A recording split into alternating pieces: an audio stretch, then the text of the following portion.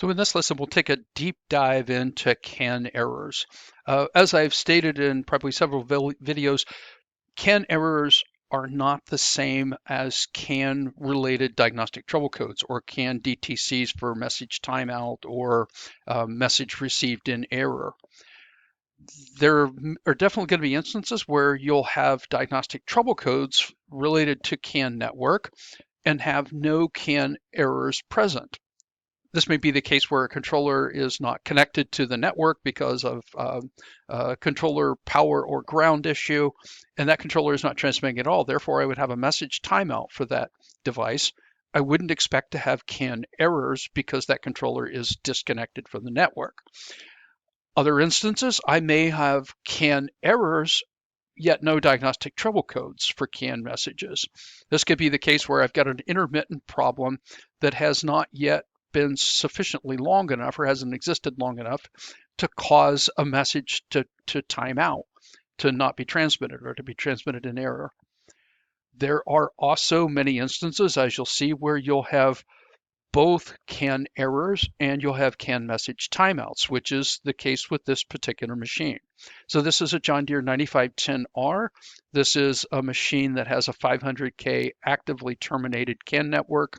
The complaint on this machine was intermittently the engine would start and die immediately after it would start, and we had no CAN communication on the network. The display wouldn't indicate anything. Once we did have communication, we would have diagnostic trouble codes throughout the network. Obviously, we can't transmit those messages for the diagnostic trouble codes if there are so many CAN errors on the network that a controller can't transmit. So in this case, we had both CAN errors and CAN DTCs. But that won't always be the case.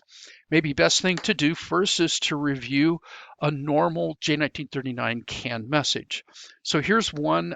This is the transmission controller. I know that because it's source address 3 in hex, which is the same as source address 3 in decimal. So looking at the start of this message, we know that we have a place where we have the start of frame. This is a dominant bit. And then during this dominant bit, that tells everyone else on the CAN bus who's also able to use the CAN bus anytime the bus is free, that's sitting idle in the recessive state, I've got a message to transmit. Shall we get our start of frame? We go through the PGN, we go through the source address, the data link, the couple of other things, and then the actual, in this case of most J1939 messages, 8 bytes of data. Sometimes the data bytes will be completely filled, other times there'll be zeros, or there'll be FF, which is all ones. We can see next we have the cyclic redundancy check, the CRC. This is the calculation of the transmitting controller has calculated, basically it's an algorithm, the number of ones, the number of zeros, the number of changes. You can read about CRC.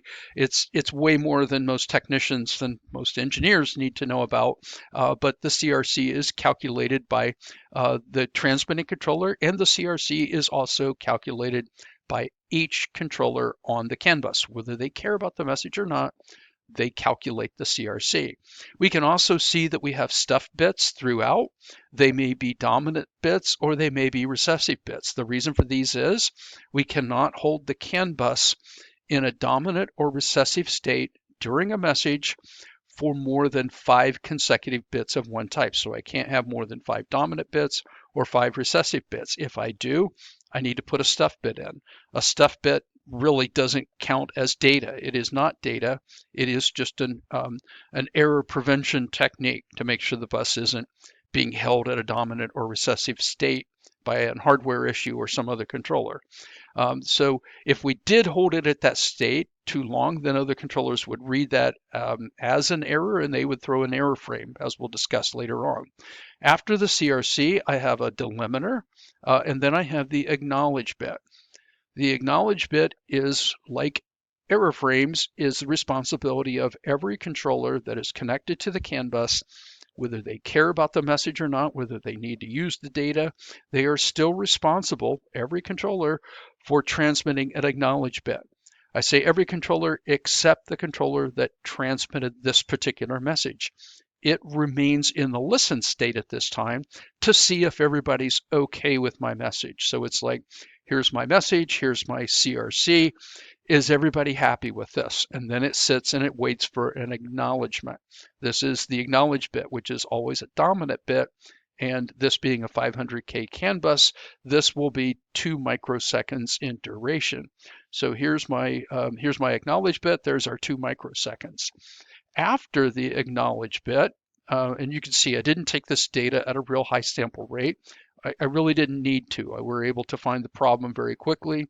And one of my personal things, I don't try to oversample or take the data at too high of a rate. Typically, I find that 2 million samples per second, if you would, for a 500K CAN bus is usually good enough. I might need to increase that sample rate, but usually it's good enough for the first pass at just basically fishing for the problem is the only way I can put it.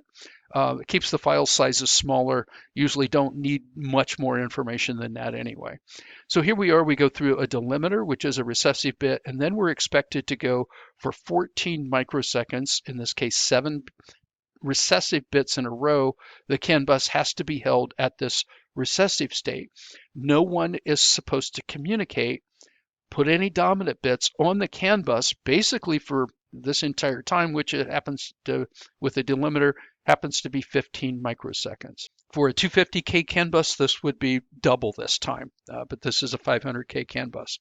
So this is our normal CAN messages. This is one where everybody's happy with it, and this controller transmitted this message, and basically it went out. This particular message went out on the CAN bus, and everybody who cared about that message used that information and applied it. I have no idea what is in this message. I just know that it comes from the transmission controller, and this is, as I said, this is the responsibility of whatever controller needed to use this information, it will.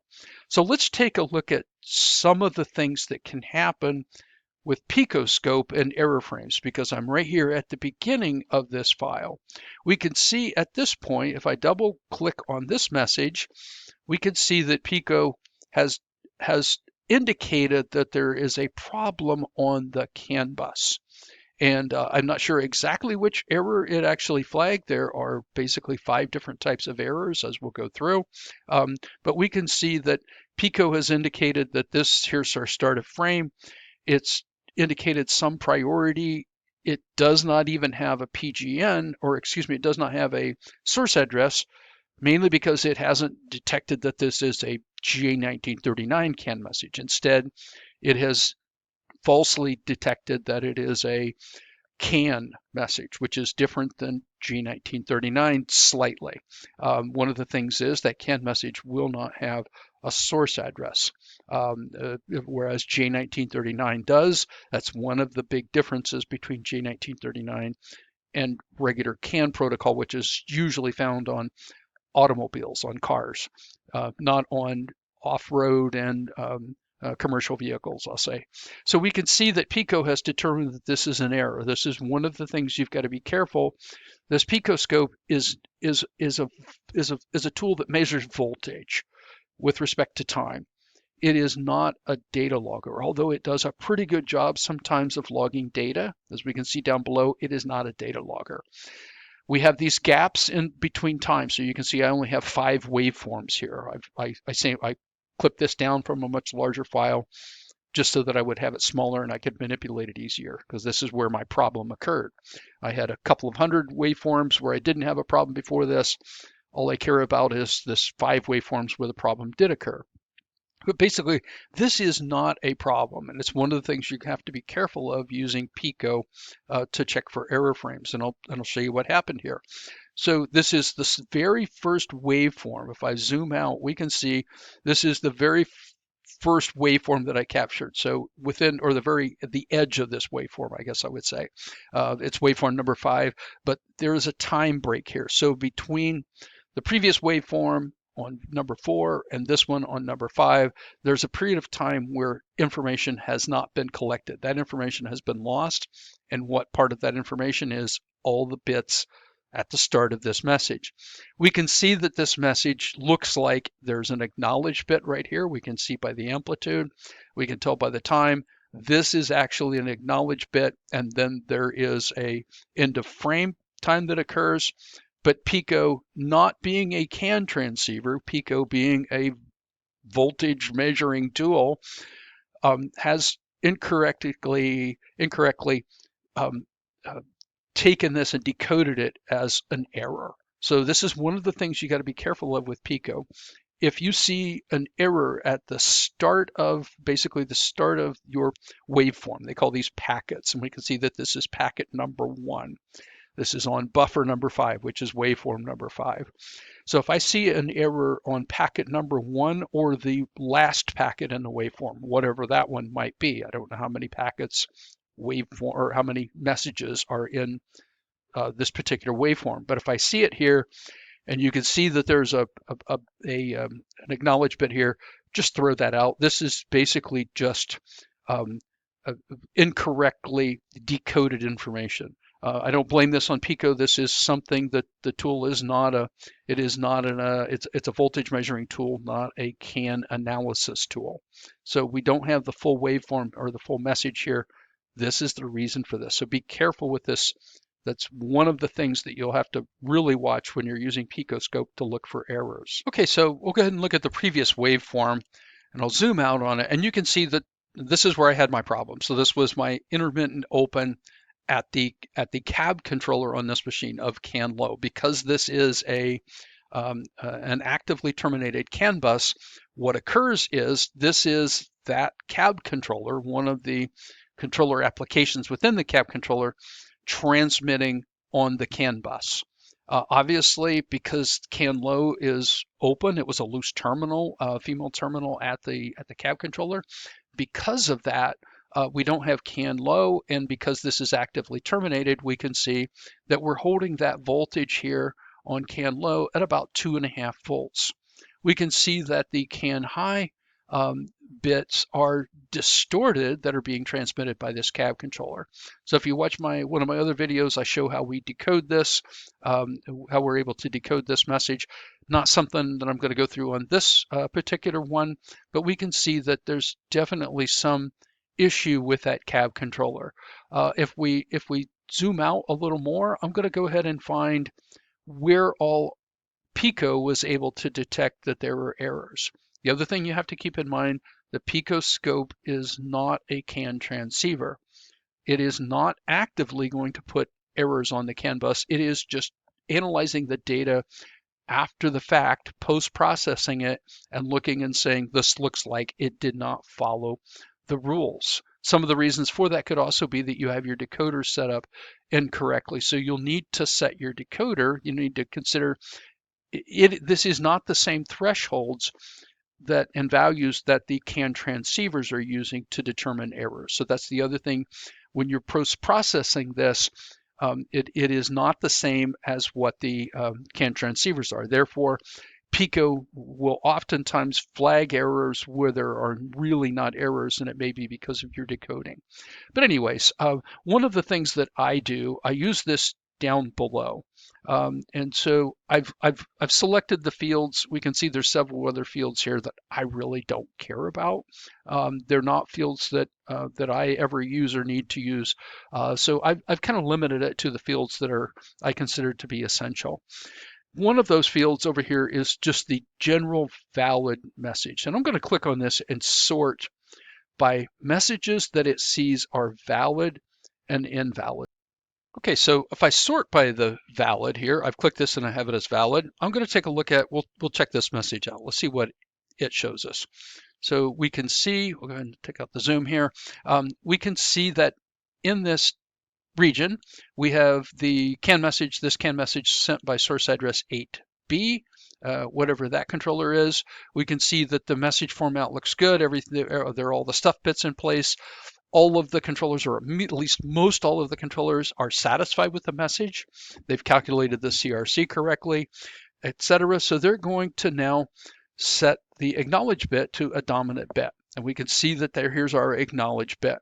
We then have a delimiter, but during that end of frame time, that 14 microseconds where all of the controllers are supposed to be in the recessive state, we've got a controller that is not happy. And we're going to take a look at which of that controllers that is. So we'll see that here's our We'll go ahead and increase our ruler. So here's our ruler. We can see there is at least some period of time here, probably a couple of bits. We've got a device that is transmitting or trying to put a dominant bit on the CAN bus, but as we know, it is not driving CAN low down. So it's holding CAN low at the 2.5 volts. This is our cab controller. The cab controller has apparently, because CAN low is open, it does not agree with the message that it received, even though this message probably wasn't meant for the cab controller. It does not agree with the message and is therefore trying to throw what we call an error frame. So it's trying to drive the CAN bus to a dominant state to say, I don't agree with this message. And therefore, because it transmitted, it spoke up during this time where all controllers are supposed to be quiet, supposed to be in that recessive state. We can see that the rest of the controllers on the CAN bus are putting what appear to be 6 dominant bits in a row on the CAN bus. This is an error frame. So in this case, because our cab controller apparently cannot accurately decode messages, it is raising an error and saying there's a problem on the CAN bus. This is an instance where we have a controller that has an issue, is falsely reading the CAN bus and continually, as you can see here, this has happened repeatedly. This is continuing to happen. It keeps throwing this type of an error on the CAN bus. As we go down through these and we look at these, we can see each time there's our problem. It is the same type of issue. So in this case, this is the other controllers are setting what is called a form error because someone is communicating during the end of frame when they're not supposed to be communicating. So this is, we could also have controllers that are going to set a fault or to basically raise an error frame when they see that there's a stuff bit is not in place. So if the CAN bus, if this device had decided instead to put to drive CAN high at this point, this would cause a stuff bit error, and immediately all of the controllers on the CAN bus would drive the CAN bus to 6 dominant bits in a row, 12 microseconds for 500K, would drive the CAN bus to an error state, and we would now know that we have an error. That would cause the transmitting controller to retransmit this message. And so what we're going to see is once we start these errors and we have these problems, a controller is going to be continually, this controller being 0B, which is, I believe, some sort of a brake controller. Typically 0B is like an ABS controller. I guess it's a brake controller on this machine. But we can see that that message keeps being repeated continually. And so every other controller that is trying to get its message out on the CAN bus, we can see what this does to the CAN bus. This is virtually 100% loaded now. And it's loaded because sometimes we can get messages through, as in the case here, other times we can't. We zoom out, we can see all these red flags on this. This is an instance of one controller raising havoc on the CAN bus. This is why, in this case, we ended up with CAN timeout faults. We ended up with the engine not being able to run because it couldn't get that immobilizer message right after it started. That message was not able to get on the CAN bus, so the engine determined somebody's using the wrong key. They're not authorized to use this machine. We're going to shut it down. And that was the case with this machine.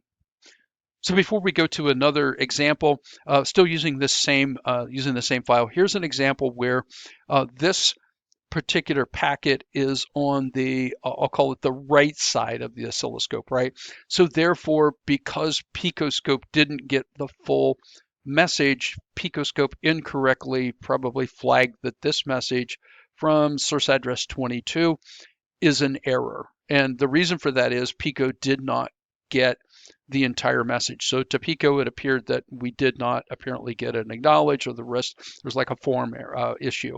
Something's wrong with the message. Therefore, the PicoScope has incorrectly determined that this message is an error, which in this case, it appears that it's not. Okay, so here's another example of error frames. And in this case, what I have is this is bench programming, if you would, a controller. So we had a controller. In this case, it was a cab switch module. Did a video on this one where it was received. It was a brand new part, but it was received in a state where it was not autobotting. Instead, it was at 500K. We were trying to put this on a machine that had a 250K CAN bus. So this is basically just waveform of that controller on the bench by itself. So there's no other controller on the CAN bus to acknowledge the message. So we can see that Pico has correctly identified that there is no acknowledge bit. And as we've said, in this case, the source address 8B, the cab switch module, would not acknowledge its own message. We can see that because we don't have an acknowledge bit, that Pico has correctly determined that every one of these messages are an error. So this is another type of error that you will have, is a missing acknowledge bit.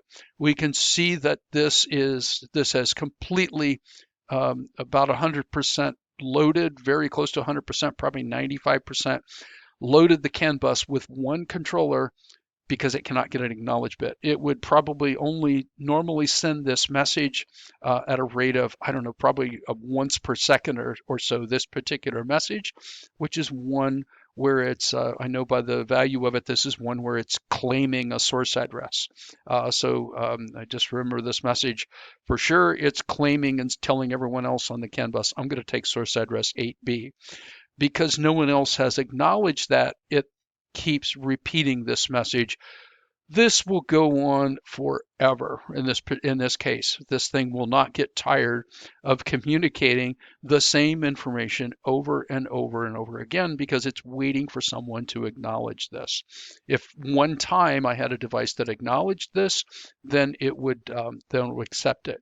One thing to keep in mind, so I've heard before, I have all these problems until I connect the RP1210 device, which we would call the interface. So the USB to J1939 or to CAN device, the device you plug into your computer. Oftentimes those are a node on the CAN bus and they are a controller on the CAN bus. Therefore, they will acknowledge this. So I've seen lots of instances where we've got all these errors until I connect a device that will acknowledge the controller, and so it stops communicating so much. So we're no longer occupying the entire CAN bus. So this is another type of error. This is called an acknowledge error. Any of the other errors that we have, so there is the CRC error. If a controller does not agree with the CRC, then basically it's going to drive the CAN bus to 6 dominant bits. Usually for us, it doesn't matter as technicians. As for an engineer, maybe it does. A computer scientist, somebody who's a developer, sure. But for a technician, normally we really don't care about the type of error so much. It doesn't matter if it's a form error or a CRC error or an acknowledge error. Oftentimes these can be caused by various types of hardware failures, whether it's an intermittent open or whatever else. You can imagine if I start putting errant bits any place in this message, it's going to start causing a problem. Whether it looks like it's a stuff bit, whether it makes it look like the bus is at the wrong state. So each controller, something called the bit error, every time I'm transmitting, if I put a dominant bit on the CAN bus, it checks to see if the CAN bus is at a dominant state. If it's not, it's then going to set what's called a bit error. Same thing, if it puts a recessive bit on the CAN bus, but it sees a dominant bit instead, if it measures a dominant bit, it's going to know that this is a bit error. It will now trash that message. It will put 6 bits in a row to tell everybody to throw that message in the trash. I'm going to retransmit it. So any controller that is causing problems on the CAN bus can wreck a message and cause this continual retransmission and therefore throw an error frame. So typically throughout my career and working with J1939, one of the things I learned really early on, lucky for me, I had tools like Vector Canalizer where I can look at error frames. Used to in the past, there wasn't an easy way for most technicians to be able to determine, are there error frames on the CAN bus. For sure, you didn't have a tool, so the fantastic tools such as this PicoScope. However, a lot of manufacturers of the RP1210 devices, of the interfaces, such as Nexic, they're things such as the USB 3, the USB 2, and then the John Deere EDL, which is the Deere versions of those, and I believe Cummins Inline is actually one of those Nexic devices. You can now use, you have a tool available from the manufacturer of that RB1210 device, which will called Device Tester, which lets you look at error frames on the CAN bus. It will tell you if there are error frames on the CAN bus. Won't necessarily tell you what type of error, such as this PicoScope might be able to assume what it is. But as I indicated, it really isn't that important. I shouldn't have CAN errors on the CAN bus, period. Exceptions to that are when I'm cranking the engine over, or I'm disconnecting or reconnecting something on the CAN bus. For sure, that will cause a problem. Cranking the engine over causes the voltages to dip, drop out ignition, oftentimes, or drop out accessory, or ELX as it's called on Deere machines. I'll drop that out, and that may cause some controllers to stop communicating mid-message. Error frames during engine crank, fine. Error frames when I'm disconnecting or something, such as an implement on the ISO bus, that's fine. Driving around with the machine or operating the machine, I'll say you should have virtually no errors. You may have an occasional error. There may be one that comes up, and then during that boot time, that initial boot time, right after you turn the key on, yeah, you might have errors. But when you're running steady state with this machine, I've ridden in machines for half a day and had 0 error frames with millions and millions of messages. No problems with any single message. Of course, I'm trying to find an intermittent problem and I'm watching it. Therefore, that's not going to occur if I watch it. Okay, so this is data that was taken from a very new John Deere 9R tractor. This had a complaint of the display was continually scrolling. It would not ever, it was called the Gen 5 display. This would not ever boot up. The only way it would boot up is if you disconnected the CAN from that controller or from this display, then it would boot up. So it was assumed that there was some CAN problem on the network. So this would occur from initial key on. And so this is CAN data that was taken with the initial key on. I don't have it decoded. It isn't something that I so much care about at this point, but this is with the key off, and you can see when we turn the key on, previously it had been on, that's why we had some controllers that were communicating. We can see that something really happens with our CAN bus. Previously our bias is sitting down here at something like 1.8 volts. We can see that all of a sudden this bias jumps up and we see it coming up closer to the 2.5 volts.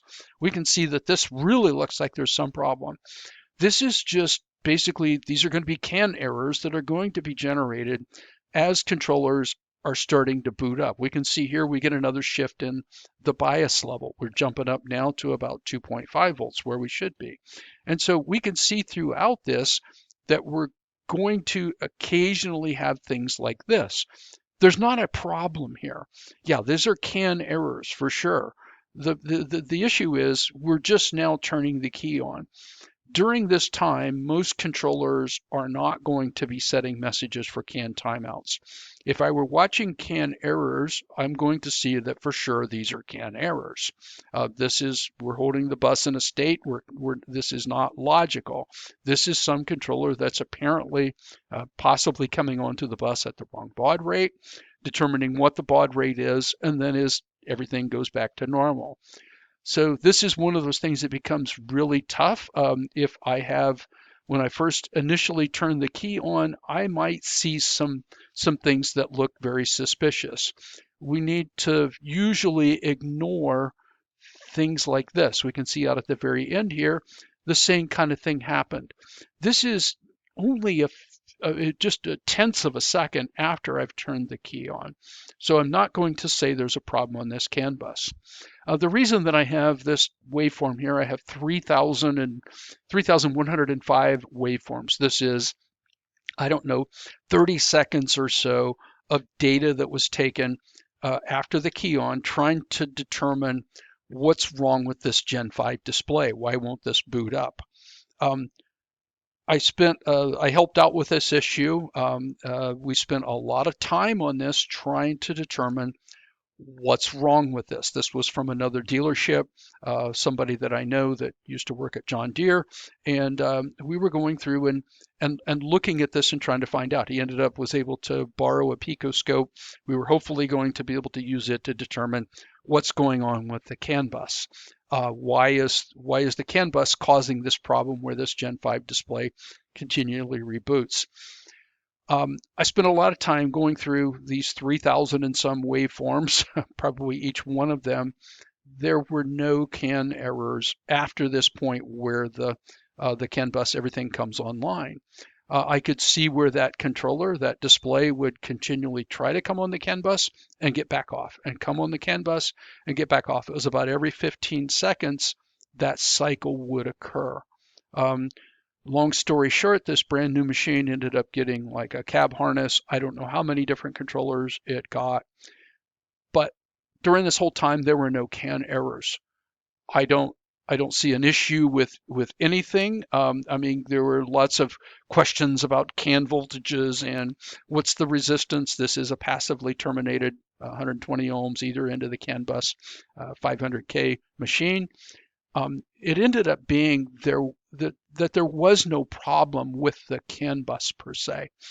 Even after scrolling through, I don't know how much data from this machine, trying to help them out with this issue, I never saw anything other than I would see these very large packets where there would be periods of time where the CAN bus was being occupied.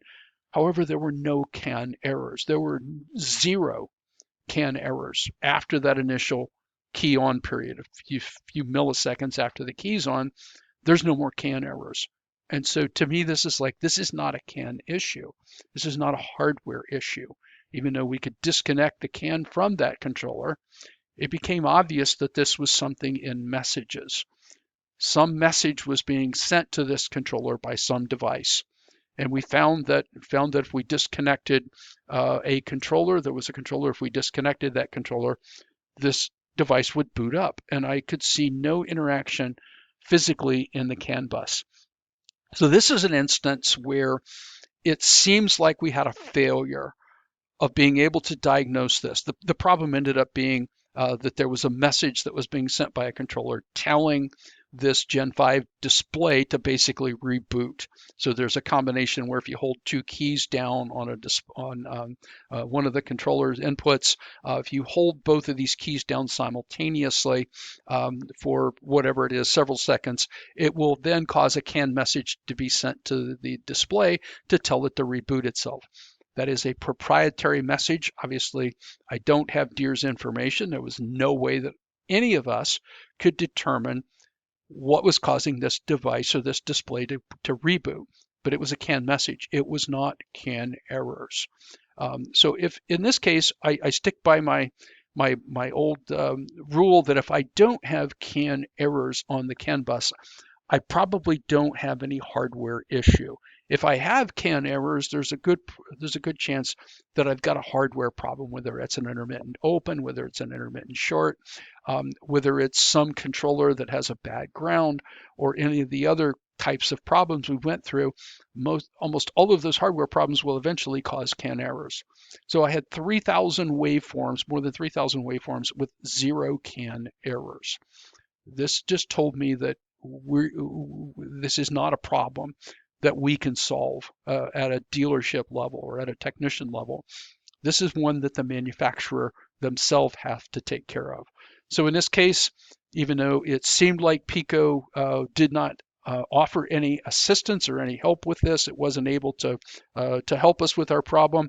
It actually did. Looking back in retrospect, it's easy now that we know what the problem is. Obviously, it always seems like it's a lot easier after the fact to explain something. It's like, well, of course that's what it was. Why couldn't you find that? Yeah, I mean, if I ever have that if that ever occurs again, we probably won't change a cab harness and a bunch of controllers. We'll find that we've got a keypad that has two buttons that are stuck. I don't think they were physically stuck. I think that device had a problem with that uh, hardware within it. So it wasn't something that was actually physically on the CAN bus. Those buttons are an input to some other controller, and it was detecting that both of those were always depressed. So long story short, um, CAN errors are a fantastic way of finding problems. The PicoScope is not a device, is not a node on the CAN network. It is not a CAN logger, but it is very useful if you within its limitations of finding CAN errors and seeing CAN errors, as are other tools that John Deere has, especially for their technicians. The CAN and Connectivity Health Wizard is a tool, as is the Nexic device tester. So if you have access to any of those programs, those will give you CAN errors. I suppose there are other similar software packages available for other RP1210 connectors or devices, as I'll call them, the interfaces. I'm not aware of those, but I would imagine that they exist. So this has been a very long video. There's been a lot of information that is here. This is probably the last video, at least for now, on J1939 CAN, mostly because I don't have any other examples of problems from the field. If I run into any of those, if we find any of those that are new and unique, I'll probably make a video on that. But the next videos in this series will probably be looking at other types of issues and ways that I can use the PicoScope to diagnose problems. I like to use real problems in these videos rather than just theoretical ones, mainly because the real ones, if I see them, if they occur for us, they're more likely that techs in the field are also going to see these. So it makes for better examples, I guess, real problems versus made up problems.